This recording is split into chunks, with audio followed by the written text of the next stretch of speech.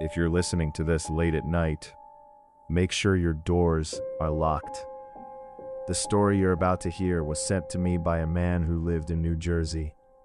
He claims this happened in the fall of 2023. At first, it sounded like a normal camping trip. But by the end of that night, he was convinced that something was living deep inside the Pine Barrens, something that shouldn't exist. And according to him, it knew exactly where he was. My name is Ryan. I'm 27 years old, and until last year, I never believed in ghost stories, monsters, or urban legends. Everything changed during one weekend in the Pine Barrens. It started when my friend Jake suggested a camping trip. There were 3 of us, me, Jake, and Ethan. We wanted to get away from the city for a couple of days. No internet, no traffic, just the woods.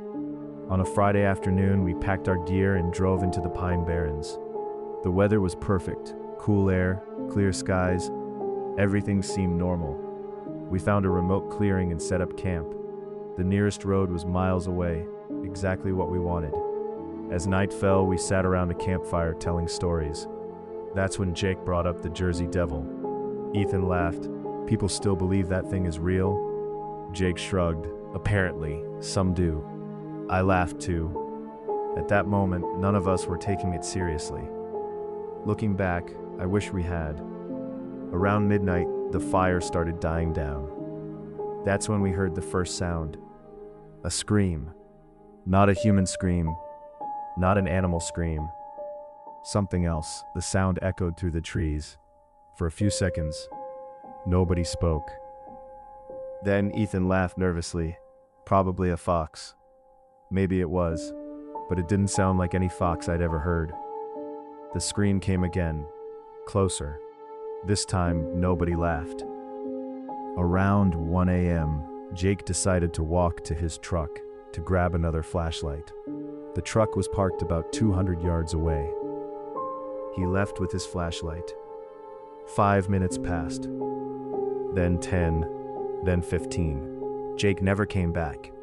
At first, we thought he was messing with us, but eventually we got worried. So Ethan and I grabbed flashlights and went looking for him. The woods felt different now. Every shadow looked wrong. Every tree seemed to be watching us. We reached the truck.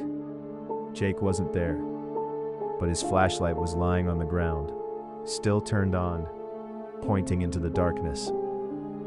That's when we heard something moving, heavy footsteps, somewhere beyond the trees. Jake? Ethan called out. No answer, only silence. Then a voice came from the darkness. Help me. It sounded exactly like Jake, but something felt wrong. The voice sounded distant, almost unnatural, like someone trying to imitate him. Ethan started walking toward the sound. I grabbed his arm. Wait. The voice came again. Guys, help.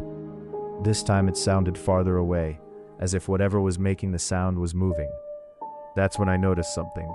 Jake's voice was calling for help, but we never heard him walking. Never heard branches snapping. Nothing. Just the voice. Suddenly, a scream exploded through the woods. The same scream we'd heard earlier, except now it was much closer. The sound seemed to come from everywhere at once. Ethan and I immediately started running back toward camp. Neither of us spoke. We just ran. When we reached our campsite, everything was gone. Our chairs, our coolers, even our tent. It looked like something had dragged them into the forest. The campsite was completely destroyed. Then Ethan pointed toward the trees.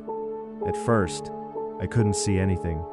Then I saw 2 glowing red eyes, watching us, motionless, at least 7 feet above the ground, far too high to belong to any normal animal. Neither of us moved. Neither of us breathed. The eyes blinked once and disappeared. We ran, straight to the truck. We didn't care about our equipment anymore. We just wanted to leave. As we drove away, I looked into the rearview mirror, and for a split second, I saw something standing between the trees. Tall, thin, with enormous wings folded against its back.